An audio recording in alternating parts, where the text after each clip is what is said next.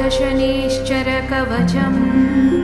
ॐ अस्य श्रीशनीश्चरकवचमहामन्त्रस्य काश्यपऋषिः अनुष्टुप् छन्दः। शनीश्चरो देवता शं बीजं नं शक्तिः। मम कीलकं मम शनीश्चरग्रहप्रसादसिद्ध्यर्थे जपे विनियोगः करन्यासः। शां अङ्गुष्ठाभ्यां नमः। शीं तर्जनीभ्यां नमः। शूं मध्यमाभ्यां नमः। शाईं अनामिकाभ्यां नमः। शौं कनिष्ठिकाभ्यां नमः। शः करतलकरपृष्ठाभ्यां नमः।